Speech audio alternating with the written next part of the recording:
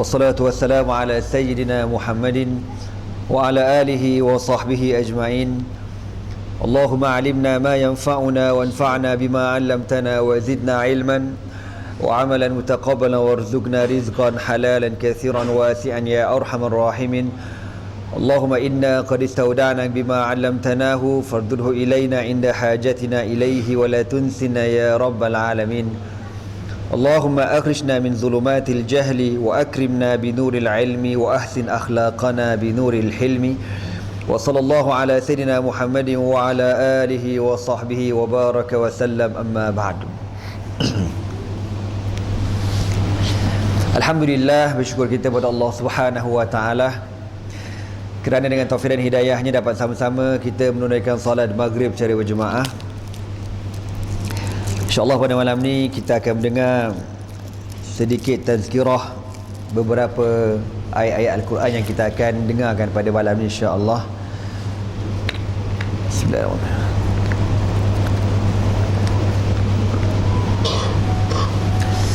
Malam ni saya nak cerita dengan tuan-tuan satu surah yang panjang, tapi kita hanya ambil beberapa ayat sahaja.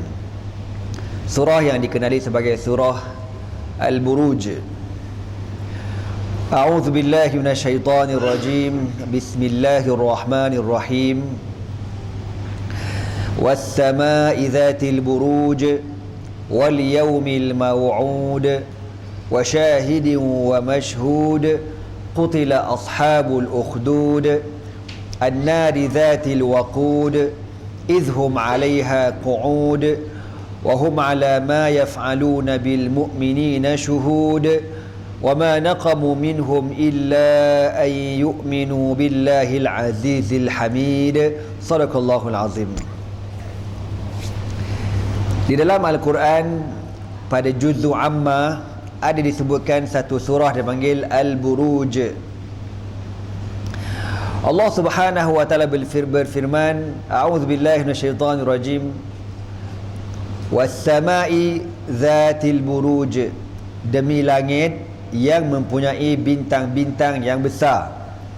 Dalam bahasa Arab bintang ni banyak nama dia, antaranya burjun. Al-buruj dengan mana bintang yang besar. Dalam istilah moden pada hari ni, kalau burj itu dengan makna pencakar langit.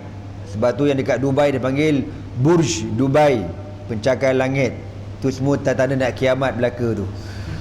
Jadi itu antara makna Al-Burj, Al-Buruj, ataupun antara dalam bahasa Arab bintang ialah An-Najm, Wan-Najmi idza hawa, ataupun An-Nujum. Bukan nujum pak belalang, itu orang panggil ahli nujum. Juga dengan makna bintang. Wal-Kawakib, ataupun kaukab dengan makna bintang ataupun planet. Okey tuan-tuan, Allah bersumpah dengan makhluknya yang bernama bintang. Allah kata was-samaa'i dzatil buruji, demi langit yang mempunyai bintang. Allah Subhanahu wa taala berhak dan Allah boleh bersumpah dengan makhluk sebab dia pencipta. Tapi kita manusia tak boleh bersumpah dengan makhluk, hukumnya haram. Ya. Kita kalau nak bersumpah kita kata wallahi wa tallahi wa billahi. Jangan kau kata demi satu Malaysia, contoh tuan-tuan. Jangan mengarut demi karipap, contoh demi kuih donat, ataupun demi cekodok atau benda aku tak kerti. Itu semua mengarut belaka. Kita makhluk tak boleh. Man kana yahlif falyahlif billahi. Barang siapa yang nak bersumpah, bersumpah dengan nama Allah. Walaupun begitu, kita tak digalakkan bersumpah sebab menghormati nama Allah. Wal yaumil maw'ud, demi hari yang dijanjikan. Setengah ulama tafsir mengatakan hari kiamat. Wa syahidin, demi hari yang bersaksi, hari yang menjadi saksi. Ada setengah pendapat ulama kata yaumul jum'ah, hari ini, hari Jumaat. Wa mashhudin, dan demi hari yang disaksikan. Setengah ulama kata maknanya apa? Mashhud yaumul arafah, hari Arafah pada musim haji. Setelah Allah bersumpah dengan beberapa makhluknya, was-sama'i dzatil buruj wal yaumil maw'ud wa syahidin wa mashhud, maka Allah mulakan cerita. Apa Allah kata? Qutila ashabul ukhdud, dilaknat tuan-tuan parit. Apa dia pula ni ustaz? Tuan-tuan parit kena laknat, gali parit kena laknat ke? Kalau macam tu kesian ke orang Perak. Perak ke banyak parit kan, bersepah parit. Muar pun banyak juga parit tuan-tuan. Jadi Allah kata qutila ashabul ukhdud, dilaknat tuan-tuan parit, an-nari dzatil waqud, ketika mana mereka menyalakan api yang menyala-nyala, izhum 'alaiha qu'ud, dan mereka duduk di atas tepi parit ini, wa hum 'ala ma yaf'aluna bil mu'minina syuhud, dan mereka dengan apa yang mereka lakukan kepada orang-orang beriman, mereka melihat dengan mata kepala mereka. Apa cerita tuan-tuan Dalam hadis yang panjang, Rasulullah sallallahu alaihi wasallam cerita tentang kisah ashabul ukhdud, tuan-tuan parit. Nabi cerita, kana fi man kana qablakum malikun wa kana lahu sahirun. Nabi kata di zaman dulu, ada setengah ulama kata peristiwa ni berlaku setelah diangkat Nabi Isa alaihi salatu wasalam ke langit, maknanya lepas zaman Nabi Isa, sebelum kebangkitan Rasulullah sallallahu alaihi wasallam, lebih kurang mungkin 6 ataupun 500 tahun sebelum kelahiran Nabi Muhammad sallallahu alaihi wasallam. Nabi kata zaman dulu ni ada seorang raja, wa kana lahu sahirun, dan raja ni tuan-tuan ada seorang ahli sihir. Falamma kabura sahiru, tatkala ahli sihir ni dah tua, dia pun kata dekat raja, ib'as ilayya ghulaman u'allimuhu sihra. Dia kata, wahai tuanku raja, aku ni dah tua, rasa-rasanya tak lama lagi matilah aku. Jadi aku nak supaya tuanku tolong cari seorang budak dalam negeri kita ni untuk aku ajarkan ilmu sihir. Zaman dulu tuan-tuan, nak rapat dengan raja, dengan pemerintahan, dengan kerajaan, kena reti sihir. Sebagaimana yang berlaku di zaman Nabi Musa alaihi salatu wassalam, kan, yang rapat dengan Fir'aun, siapa dia? As-saharah, ahli sihir.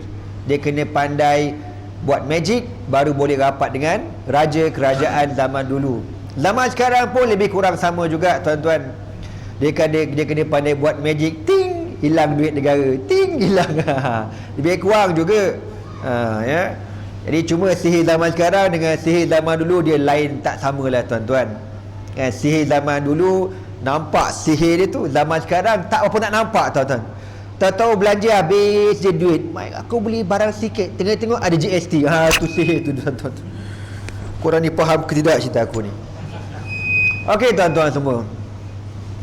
Jadi raja ni kata, ahli sihir ni kata, cari seorang budak, hantar ke istana untuk aku ajarkan sihir kepada budak tu.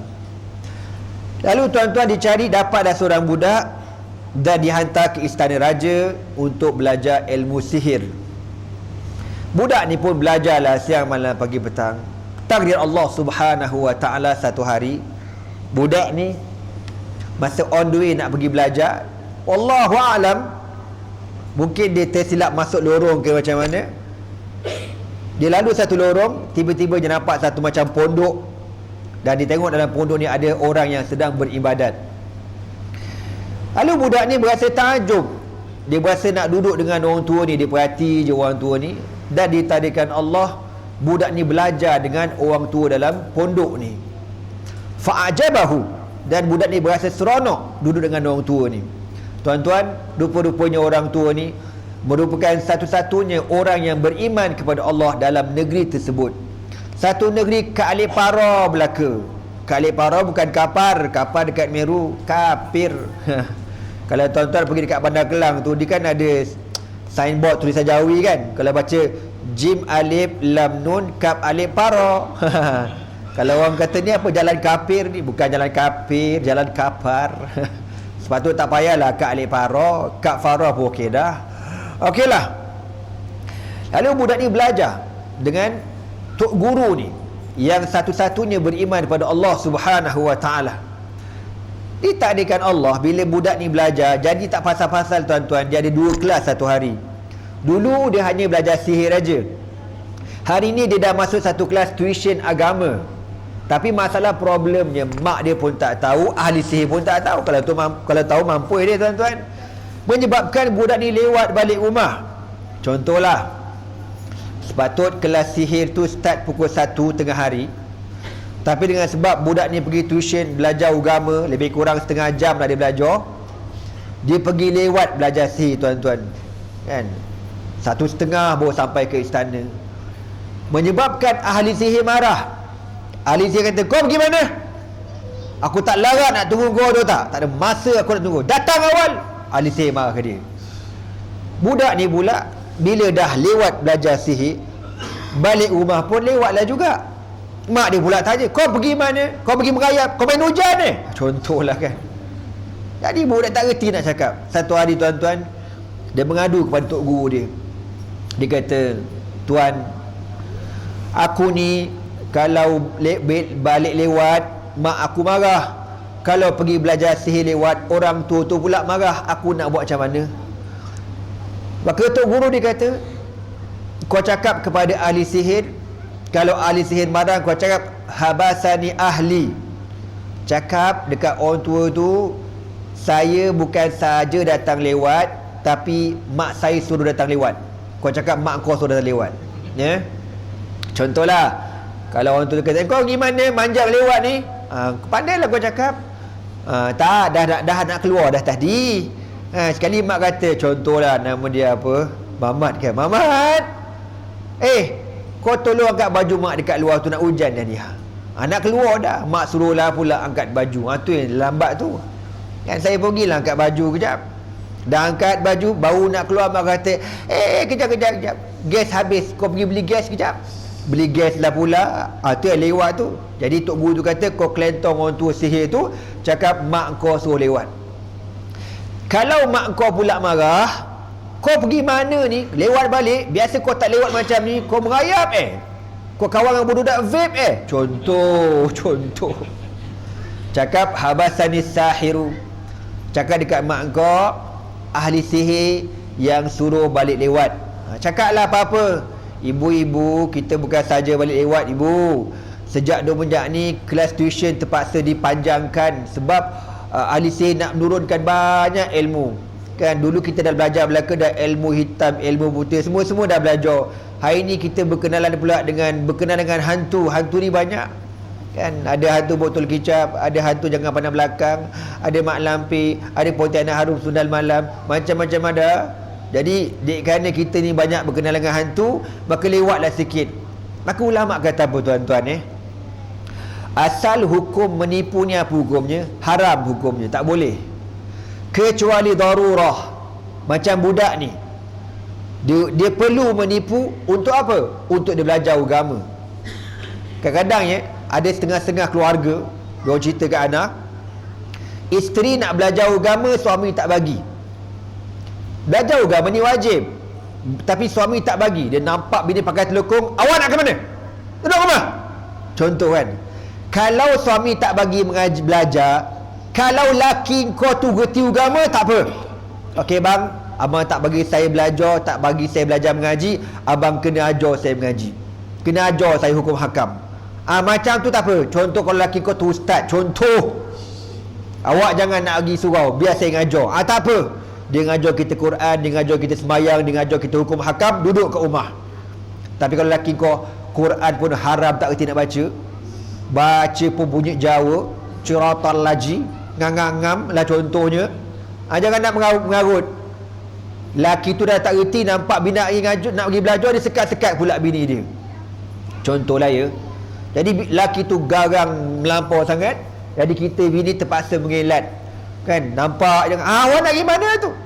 Kita kata, abang malam ni ada kelas masakan. Masak tak apa, sebab laki dia kuat bentuk darah.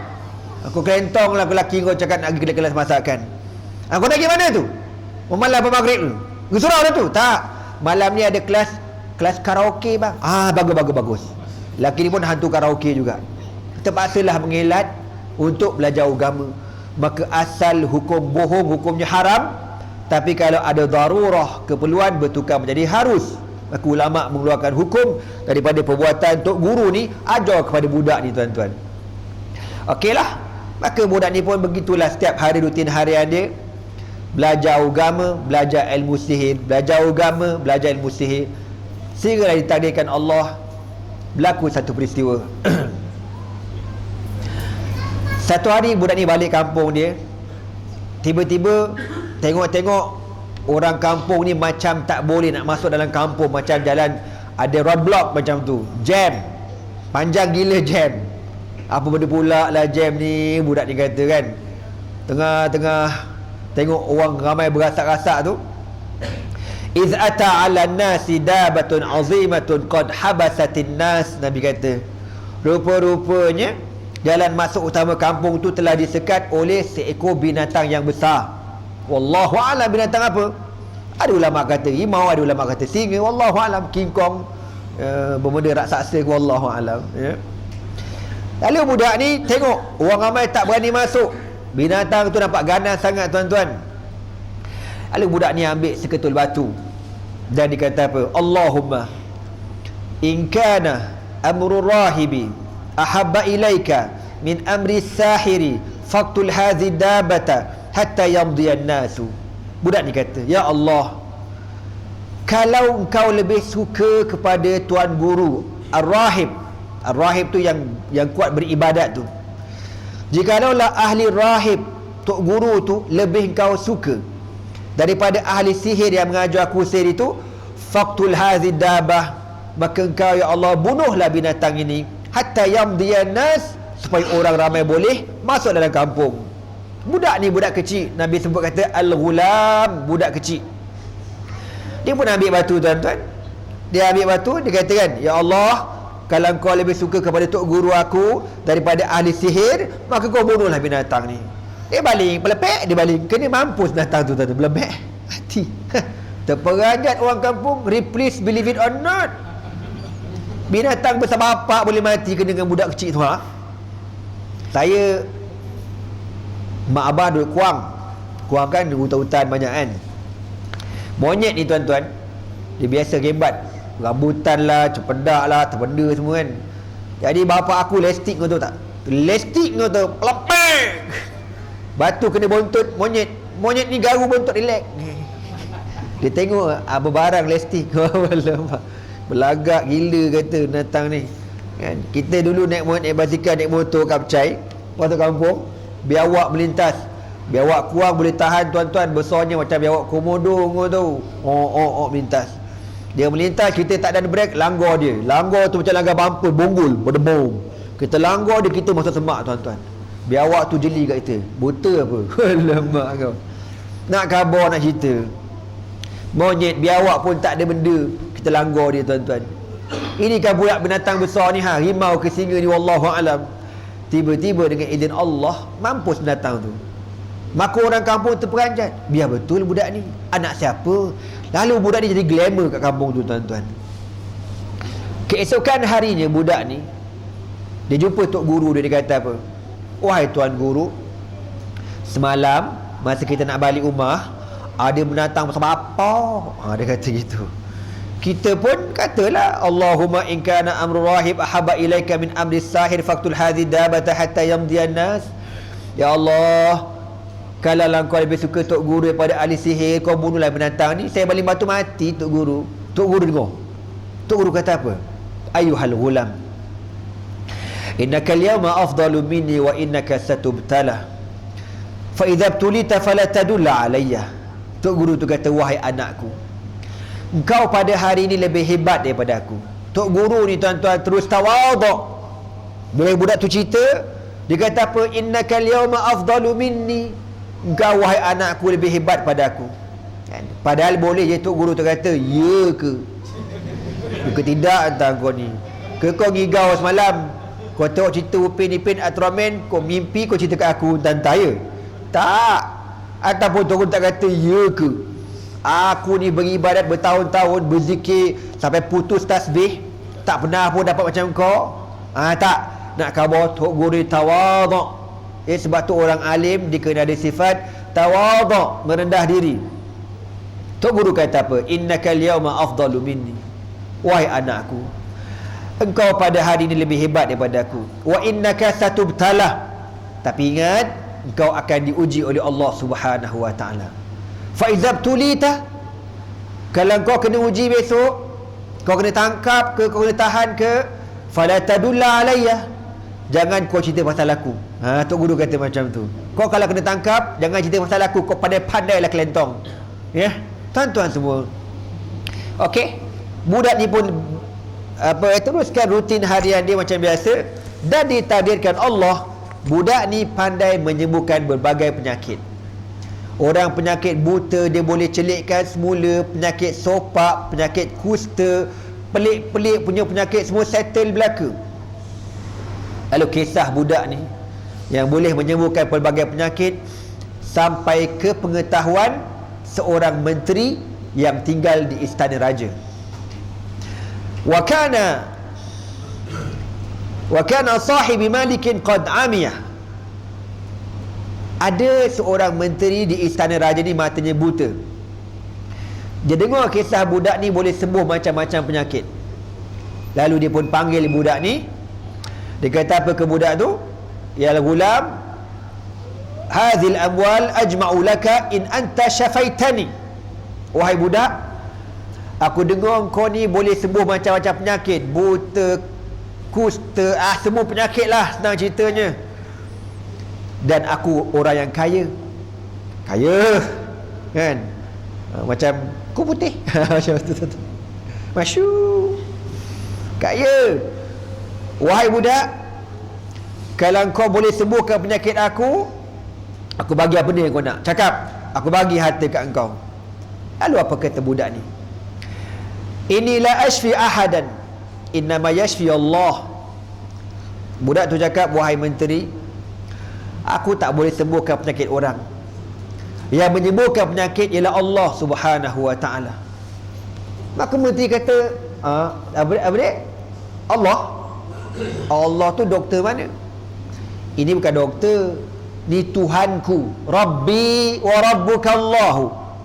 Tuhan aku dan Tuhan kau Allah.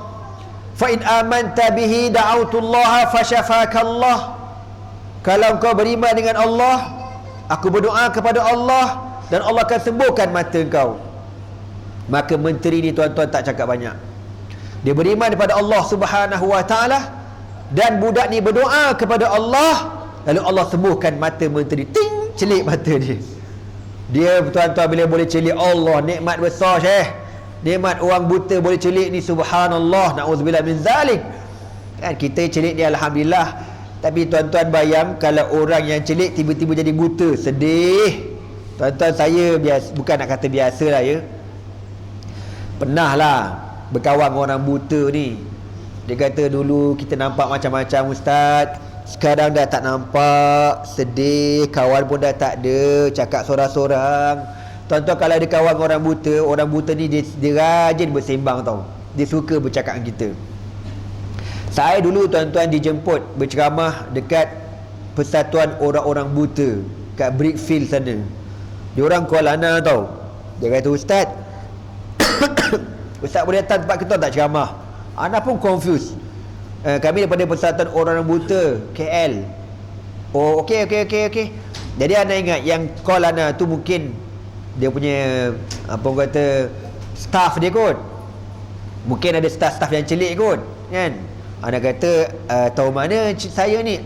Ada YouTube, dia kata. Oh, ana pun tak cakap banyak lah kan. Okey. Pada hari yang dijanjikan, saya pun pergi sana tuan-tuan.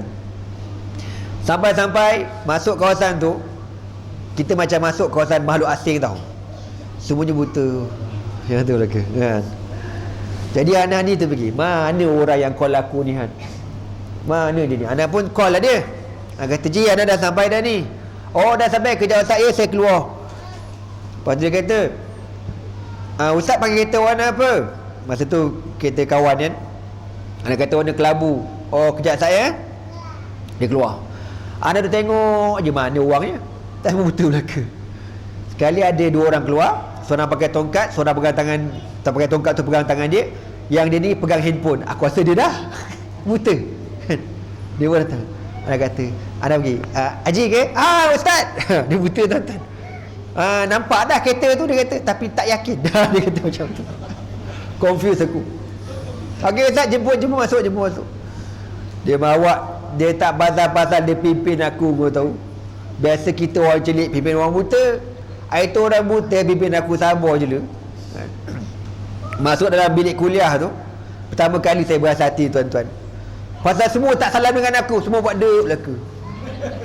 Biasa kita masuk, Assalamualaikum Ustaz, jadi buat dek belaka, sabar je lah. Okeylah tuan-tuan, jadi nak sebut buta ni ujian Allah bagi. Nabi kata dalam hadis, sesiapa yang sabar bihabibataihi, dengan dua kekasihnya. Dua kekasih ni mata. Allah uji buta, na'udzubillah min zalik. Allah akan ganti dengan syurga tuan-tuan. Okey.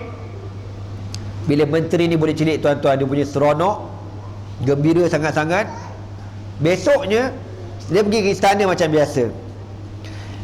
Lalu raja ni, dia tengok menteri ni masuk ke istana, dia perhati je. Orang tua ni masuk relax aje. Biasa kalau masuk langgar tiang, langgar pasu bunga, langgar tong sampah, langgar belaka. Hari ni straight aja. Kan? Raja pun tanya, man radda alayka basarak? Raja tanya, wahai menteri, siapa yang sembuhkan mata engkau? Dia tanya dekat menteri. Menteri ni dengan penuh confidence dia kata apa? Rabbi, Tuhanku. Lalu apa kata raja? Aku ke? Sebab zaman tu tuan-tuan, raja ni mengaku jadi Tuhan. Semua rakyat wajib sembah dia. Lalu apa kata menteri? La, Rabbi wa rabbukallahu, Tuhan aku dan Tuhan kau ialah Allah Subhanahu wa ta'ala. Bila menteri khabar macam tu, mengamuk orang tua ni, kurang hajar kau, ramap. Dia belasah menteri ni, kau tahu tak? Dia belasah, seksa. Dia nak tahu siapa yang ngajar menteri ni. Menteri ni tak tahan juga, kena belasah. Dia kata yang ngajar aku ni al-ghulam, budak tu. Budak mana? Budak tu pula yang belajar sihir kat istana. Bila panggil tuan-tuan, budak tu pula, bila dipanggil, raja kata apa? Laqad balaghani, wahai budak, aku dapat berita, dapat cerita, ilmu sihir kau ni makin meningkat rupanya. Mana tak sia-sia kau belajar dengan aku, ya nak? Tak sia-sia kau belajar dengan orang tua kutuk tu, berkesan rupanya sihir kau. Lalu budak tu kata apa? Ma'ana ashfi ahadan, inama yashfi Allah. Wahai raja, aku tak boleh sembuhkan manusia. Yang menyembuhkan ialah Allah. Maka raja kata, siapa dia Allah? Budak tu kata, Rabbi wa rabbukallahu, Tuhan aku dan Tuhan kau ialah Allah Subhanahu wa ta'ala. Dia kata natang bewak sungguh benda ni. Budak ni pula kena belasah, belum belasah. Raja nak tanya, siapa yang mengajar kau? Ahli sihir tak ngajar benda ni, ada benda orang lain ngajar, ada ustaz lain ngajar ni. Kena belasah. Budak ni tak tahan. Dia pun cakap, Ar-Rahib, orang tua Fulan bin Fulan yang duduk dekat kampung sekian-sekian, dia ngajar aku. Lalu raja mengarahkan, dikeluarkan waran tangkap untuk menangkap ahli ibadat ni tuan-tuan. Ditangkap dan dihadapkan ke istana raja. Tuan-tuan semua, ahli ibadat ni, tok guru ni bila kena tangkap, bila dia jumpa budak ni, dia tak kata, dia tak marah pula. Ingat tak itu pertanyaan tok guru apa? Ya ghulam, innaka satubtala fa idza tulita fala tadul alayya. Wahai anakku, engkau akan diuji oleh Allah satu hari nanti. Dan kalau engkau diuji, jangan cerita pasal aku, kan? Tok guru tak kata, kau ni mangkuk betul lah. Aku dah cakap itu kan. Kau pandai-pandailah jawab. Aku cerita pasal aku buat apa? Tuan-tuan, ada beberapa perkara dalam benda ni. Yang pertama, inilah realiti janji Allah kepada seluruh pejuang Islam. Kita ni kalau berjuang Islam, Allah akan uji kita. Mesti Allah uji. Sebab Allah kata, walanabluwannakum, aku akan uji kamu. Ahasiban nas ayutraku ayaqulu amanna wa hum la yuftanun. Adakah manusia mengira bahawasanya dia boleh hidup dengan senang lenang, dia boleh kata dia beriman sedangkan aku tak uji dia? Tak. Allah kata aku akan uji. Yang pertama, orang duduk dalam agama Islam, dalam perjuangan Islam, dia akan melalui ujian daripada Allah Subhanahu wa taala. Cuma bergantung kepada jenis ujian, berat, keringan dan sebagainya. Yang kedua, dalam hadis ni Tok Guru tu dah kata, kalau kau kena nak, kau jangan cerita pasal aku. Nabi SAW ajar kepada kita, la tatamannau liqa'al adu. Jangan sekali-kali kita ni berangan-angan bertemu dengan musuh. Kita ni tuan-tuan, macam mana berani pun, macam mana hebat kita ni, taekwondo 12 tali pinggang, black belt 6 dan 9 dan 30 dan tak dan benda lah contoh kan, beramal lah ilmu muda hebat macam mana. Nabi kata jangan berangan jumpa musuh. Dalam perang Badar nampak dah musuh depan mata musuh. Nabi kata la tatamannu liqa'al adu. Jangan berangan jumpa musuh. Sebab apa? Dibimbangi kita tak tahan. Jangan sembang banyak Oh ana boleh start, don't worry, ana boleh. Jangan cakap banyak kau. Kau jumpa terberak kau. Kan sembang, ustaz ana nak pergi Syria boleh tak pergi perang? Macam bagus. Kan? Kau dengar bunyi bom jatuh tengok macam hilang terus sebelah kau tahu. Sembang. Jadi Nabi kata jangan berangan bertemu dengan musuh. Tapi fa iza laqitumuhum fasbutu was'alullaha al-afiyata. Tapi kalau ditadikan Allah kita bertemu dengan musuh, Nabi suruh kita apa? Sabat, kukuhkan pendirian, istiqamah sehingga kemenangan tuan-tuan. Faham cerita aku ni? Dua orang je faham, yang lain tak faham. Nyampah betul. Buat-buat faham je lah tuan-tuan. Tuan-tuan semua, Nabi ajar ke kita jangan berangan jumpa musuh. Tapi kalau berhadapan, Nabi suruh kita istiqamah, jangan lari. Okey tuan-tuan, maka Tok Guru ni diseksa dan dipaksa supaya menyembah raja. Tok Guru tak nak, tetap kepada Allah Subhanahu wa taala. Lalu raja mengarahkan fa'akhadhal minshar fawada'a fi mafriqi ra'sihi hatta waqa'a shiqqahu. Maka Nabi kata tuan-tuan, diambil gergaji, diletakkan gergaji atas kepala Tok Guru ni dan digergaji sampai terbelah dua. Semalam saya tengok dekat Google, antara jenis-jenis penyiksaan, cara kaedah bunuh zaman dulu-dulu, antaranya apa? Pakai gergaji tuan-tuan. Sama ada digergaji kepala dulu ataupun dikangkangkan orang tu dekat pokok, digergaji kot buntut tuan-tuan, macam tu. Gila brutal zaman dulu kau tu tak?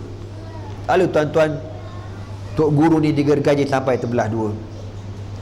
Dilihat oleh menteri, dilihat oleh budak kecil ni. Lalu raja kata apa? Inilah akibat tak beriman dengan aku, sembah aku balik semula. Maka dipaksa menteri ni. Lalu menteri kata la, tidak. Rabbi wa rabbukallah, Tuhan aku dan Tuhan kau Allah Subhanahu wa ta'ala. Lalu tuan-tuan, raja mengarahkan digergaji pula menteri. Fawaqa'a hatta waqa'a fanashara hatta waqa'a shiqqahu. Lalu digergaji menteri sampai terbelah dua tuan-tuan. Maka ulama' cerita, menteri ini antara manusia yang Allah kurniakan keimanan paling hebat di dunia tuan-tuan. Dia baru beriman semalam, mempertahankan keimanannya sampai sanggup dibunuh, digergaji sampai terbelah dua. Kita pada hari ini beriman lama dah, sejak beranak beriman. Belajar agama pada kecil, belajar Al-Azhar, belajar Syria, belajar Jordan, balik penakut nak mampus. Ada orang macam tu. Nak berbangga, nahnu qaumun a'azzanallahu bil Islam. Nak berbangga yang kau ni orang Islam, berasa malu. La haula wala quwwata illa billah. Tak berani nak jelaskan pendirian kamu di hadapan orang yang tidak Islam. Lakum dinukum waliyadin. Agama kau, agama kau, agama aku, agama kau, sibuk hal. Tak berani. Orang kita pada hari ini jauh dengan seorang menteri yang baru semalam beriman, mempertahankan iman dia. Dia panggil imanul lahzah, iman spontan tuan-tuan. Beriman spontan dan mempertahankan keimanan spontan juga. Akhir menteri ni mati, digergaji sebelah dua tuan-tuan. Raja bengong ni tuan-tuan. Kalau ikut dia nak gaji je budak ni. Lalu penasihat kata apa? Tuanku, jangan. Malu kok ram. Nanti kalau orang tahu masuk Facebook, malu kita. Yang diviralkan sekarang. Masuk surat khabar, malu kita. Takkan budak besar ni kau nak gaji. Habis dia buat apa? Serabut kepala aku. Lalu berikan cadangan apa dia? Ditangkap budak ni, dia nak bawa naik atas gunung, dibuang dalam gaung. Okey. Lalu raja mengarahkan tuan-tuan ditangkap budak ni, dibawa naik atas gunung yang paling tinggi, dan paksa budak ini kembali beriman kepada raja. Kalau dia beriman kepada aku, okey, settle masalah. Tapi kalau dia tak beriman pada aku, buang budak ni dalam gaung, nyusahkan dia. Lalu keesokan harinya tuan-tuan, dibawa budak ni naik atas gunung yang tinggi. Ramailah eskort dia, ada askar-askar ni, eskort sampai dekat atas. Lalu apa kata askar-askar ni? Wahai budak, balik beriman dengan raja. Cakap, aku beriman dengan raja. Cakap, raja Tuhan kau. Budak ni tak. Lalu budak ni kata apa? Allahumma kfinahum bima syi'ta. Dia doa pendek je. Dia kata apa? Allahumma kfinahum bima syi'ta. Ya Allah, aku serahkan mereka kepada Engkau, ya Allah. Elok je dia doa tuan-tuan. Tiba-tiba gunung ni bergegar. Tiba-tiba berlaku gempa bumi. Gempa bumi yang amat kuat. Lalu tentera-tentera yang escort ni, semua ni jatuh belaka dalam gaung. Yang escort kau mana? Budak tu kata apa? Kafanihimullah, Allah dah mencukupkan aku daripada mereka. Mana aku dah serahkan mereka kepada Allah. Selesai masalah. Bengong kepala raja. Raja kata, tangkap budak ni, tangkap. Tak puas hati. Raja kata, ni mesti dipakat dengan gunung tu. Ditangkap budak ni kali kedua, dan diarahkan supaya dibawa dekat tengah-tengah laut, dan suruh dia beriman pada aku. Kalau dia beriman pada aku, selesai masalah. Kalau dia degil, kau buang tengah-tengah laut tu.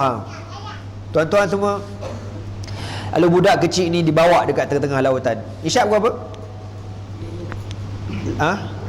832. Okey. Oh, tak nampak di situ. Tuan-tuan semua, lalu budak ni dibawa tengah laut dengan kapal yang besar, dengan askar yang ramai, paksa supaya budak ni beriman dengan raja. Lalu budak ni tuan-tuan macam semalam, dia berdoa dengan doa yang pendek. Allahumma kfinahum bima syi'ta. Ya Allah, aku serahkan mereka kepada Engkau, ya Allah. Maka dengan izin Allah Subhanahu wa ta'ala, tiba-tiba laut yang tenang bergelora, ombak besar datang ribut taufan.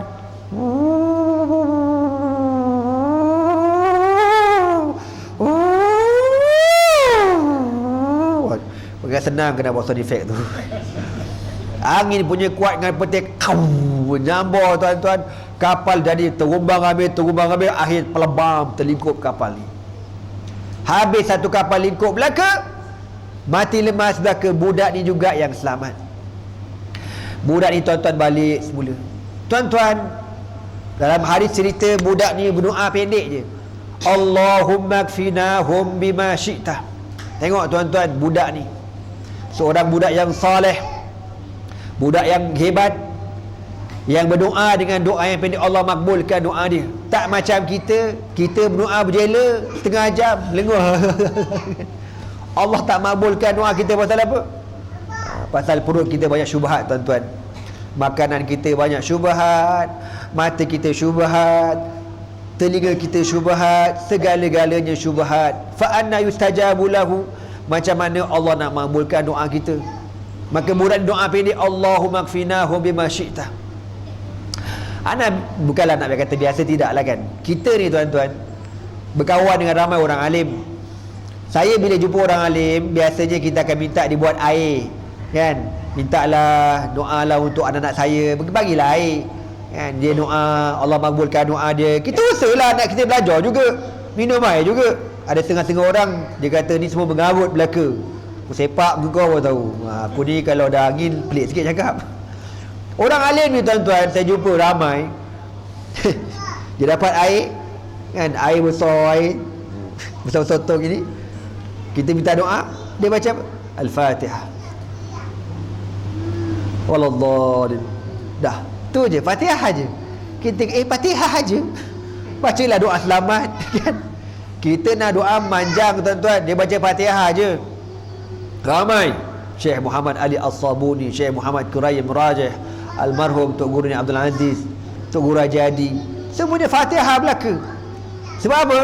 Sebab orang-orang macam ni hubungan dia dengan Allah rapat tuan-tuan. Hubungan dia orang dengan Allah rapat, jadi tak payah doa panjang-panjang. Kita ni yang dengan Allah kejap timbul, kejap tenggelam. Time senang lupa Allah, time susah ingat Allah. Time susah sembahyang duha 8 rakaat, time senang 2 rakaat pun qada, ambil kau. Kata macam mana? Budak ni tuan-tuan berdoa dengan doa yang pendek, lalu akhirnya dia balik semula ke istana raja. Raja terperanjat, ai balik pula lah budak ni ha. Raja kata, aina ashabuka? Mana ramai-ramai orang escort kau mana? Lalu apa kata raja? Apa kata budak ni? Kafanihimullah. Allah dah, aku dah serahkan mereka kepada Allah Subhanahu wa taala. Lalu apa kata budak ni? Ayuhal malik. Raja dah bengong dah. Hantar kat gunung pun tak jadi, hantar dekat tengah laut pun tak jadi. Lalu apa kata budak ni? Ayuhal malik, innaka lan taqtulani hatta taf'al ma amuruka bihi. Wahai raja, engkau takkan berjaya bunuh aku sehingga engkau ikut arahan aku. Lain macam. Dia cakap depan-depan menteri ni, depan-depan dia punya penasihat semua-semua kan, esko-esko tak apa benda semua tu ha. Dia orang dah giling kepala. Alamak, lain macam. Budak ni cakap, raja, engkau takkan boleh bunuh aku kecuali kena ikut arahan aku. Tuhan boleh pula ikut arahan orang. Mana pelik Tuhan aku ni. Dah confused ada orang. Raja kata apa dia? Budak tu kata, tahu sahman min kinanati tajma'una fi sa'idin. Besok wahai raja, kau kena isytiharkan cuti umum dan himpunkan manusia di kawasan yang lapang. Wa taslubuni ala jaza'in, dan ikatkan aku dekat sebatang kayu. Besok semua cuti belaka. Sumatahu sahman min kinanati, dan ambil anak panah aku ni. Dia ada panah budak ni. Wa taqul bismillah wa rabbil ghulam, dan masa kau nak panah aku tu kau baca bismillahi wa rabbil ghulam, dengan nama Allah Tuhan budak ini. In anta fa'alta dhalika qataltani, kalau kau buat macam tu baru kau boleh bunuh aku. Budak tu kata gitu tuan-tuan. Raja kata, raja ni dah pening balik. Orang nasihatkan dia, tuanku tak payah layan lah, tuanku tak payah layan, nanti tuanku susah, nanti aku senyap kau, aku tarik brim garang. Alamak, lain macam. Tak berani tuan-tuan. Brim kau jangan main masa depan tu. Halo tuan-tuan, keesokan harinya semua kena cuti belaka. Swasta, kerajaan, bangla, semua cuti belaka. Diikat budak ni dekat tengah-tengah padang. Orang ramai berhimpun. Orang ramai kenal budak ni, apa tak kenalnya. Budak glamour tu ha, yang bunuh binatang tu, yang boleh sembuh macam-macam penyakit, best student UPSR 5A. Contohlah kan, ni budak baik ni. Apa hal lah pula raja nak bunuh? Semua orang dah tak sedap hati dah. Tuan-tuan, diikat budak ni dan diambil anak panah budak ni. Dan raja pun tarik anak panah tuan-tuan. Raja kata apa? Bismillah wa rabbil ghulam, dengan nama Allah Tuhan budak ini. Dia pun panah tuan-tuan. Nabi SAW kata apa? Maka panah tu terus kena ke muka budak ni, betul-betul dia kena dekat sini. Dia kata bainal as-sadru ma bainal udhun wal ain, antara telinga dengan mata, kat tengah-tengah ni tembus. Budak ni angkat tangan dia letak macam ni, dia pun syahid tuan-tuan, mati. Raja pun sukalah, ingat settle masalah. Rupa-rupanya masalah tak selesai. Habis satu negeri tu kata apa? Amanna bi rabbil ghulam. Amanna bi rabbil ghulam. Satu negeri tuan-tuan mengisytiharkan, mereka beriman dengan Allah Subhanahu wa taala. Amanna bi rabbil ghulam, kami beriman dengan Tuhan budak ini. Kami beriman dengan Allah Tuhan budak ini. Semua beriman belaka. Raja jadi bengong tuan-tuan. Puasa, beriman dah pula. Lalu raja arahkan supaya apa? Lalu raja kata, gali parit. Tu cerita parit tu. Baru nak cerita parit, tuan-tuan. Lalu diarahkan digali parit. Wa udrima fiha niran, dan dinyalakan api yang marak. Dan raja kata apa? Siapa yang tak sembah aku, yang ikut budak ni, aku akan humbar dalam api. Lalu orang ramai dihimpunkan. Api maraknya nyala, beratur manusia ni, tuan-tuan, untuk dihumbankan dalam parit. Tapi Allah Ta'ala mentakdirkan orang kampung ni, tuan-tuan, orang negeri ni berebut nak masuk dalam api. Berebut, kau tahu, nak melompat dalam api tu. Bertambah bengong kepada raja. Sampailah kepada giliran seorang makcik. Makcik ni ada seorang baby tau, masih menyusu badan lagi. Dia pun tengok orang lain melompat dalam api, dia pun semangat juga nak melompat. Tapi bila kenal ke baby tengah menyusu, tak sampai hatilah pula. Kesian ke anak aku ni, tak tahu benda. Kecil-kecil dah kena GST contoh. Apalah salah budak ni, nak terjun ke tidak, nak terjun ke tidak. Tengah-tengah macam tu, budak ni tengah menyusu badan, tiba-tiba dia lepaskan susu mak dia. Dia kata apa? Ya ummah, innaki alal haq. Ibu di atas kebenaran, terjun. Mak dia pun melompat tu dalam api, tuan-tuan. Dalam tafsir cerita, berapa ramai yang mati pada hari tu? Seramai 70,000 orang, tuan-tuan, yang beriman sekejap dengan budak tu, mempertahankan keimanan sampai mati syahid 70,000 tu, tuan-tuan. Dan budak itu contoh ikon yang terbaik. Seorang ghulam yang orang panggil apa, yang menggadaikan masa depan dia. Kalau dia ni contohlah jenis orang nak dunia, dia duduk istana raja, belajar sihir pandai-pandai, dia boleh dapat kekayaan. Tapi tak, budak ni lebih sayangkan akidah dia. Dan akidah orang kampung, akhir dia sanggup korbankan dirinya. Kenapa? Kerana Allah Subhanahu wa ta'ala. Lalu tuan-tuan, mati habis satu negeri ni, 70,000 orang beriman kepada Allah Subhanahu wa ta'ala. Dan akhirnya raja ni, tuan-tuan, mati juga, kena sambung dengan api. Padan muka orang tua tu. Tuan-tuan semua, last call cerita ni. Beberapa ratus tahun, kemungkinan lebih kurang 1000 tahun kemudian, di zaman pemerintahan Umar Al-Khattab radhiyallahu ta'ala anhu, ada beberapa orang sahabat ni sedang menggali tanah, macam nak buat mungkin tanaman ke projek perumahan, wallahu alam. Gali tanah, jumpa satu kubur. Dalam kubur ni ada seorang budak. Budak ni badannya masih elok lagi, dan tangan dia buat macam ni. Tangan dia macam ni. Lalu orang kata, pelik, apa hal tangan macam tu? Dia orang pun angkat tangan budak, diangkat, ada lubang, luka, dan mengalir darah tu. Dilepaskan tangan, dia tutup balik, darah berhenti. Dibuka balik tangan, mengalir darah. Lalu cerita ni, tuan-tuan, disampaikan kepada Umar Al-Khattab. Lalu Umar kata, kabus balik kubur tu dan jangan kacau. Setengah ulama kata itulah budak yang dibunuh di zaman dulu tu, tuan-tuan, masih hidup dengan sebab dia syahid. Allah kata apa? Wala taqulu lima yuqtalu fi sabilillahi amwat bal ahya'un inda rabbihim yurzaqun. Jangan sekali-kali kamu kata dan kamu menganggap orang-orang yang gugur syahid di jalan Allah mereka mati, bahkan mereka hidup, diberikan rezeki di sisi Allah Subhanahu wa ta'ala. Muslimin muslimat yang dirahmati sekalian, begitulah lebih kurang cerita kita pada malam ni. Kisah Ashabul Ukhdud, kisah pengorbanan seorang budak, kisah keimanan seorang menteri, dan keimanan orang-orang negeri ini yang beriman dengan Allah spontan, mempertahankan keimanan juga spontan, dan akhirnya digunakan syahid di sisi Allah Subhanahu wa ta'ala. Sekian dulu aku qauli hadza wa astaghfirullah li wa lakum. Wassalamualaikum warahmatullahi taala wabarakatuh. Subhanakallah bihamdika asyhadu an la ilaha illa anta astaghfiruka wa atubu ilaihi. Bismillahirrahmanirrahim. Wal 'asr innal insana lafi khusrin illa alladhina amanu wa 'amilus salihat wa tawassaw bil haqq wa tawassaw bis sabr.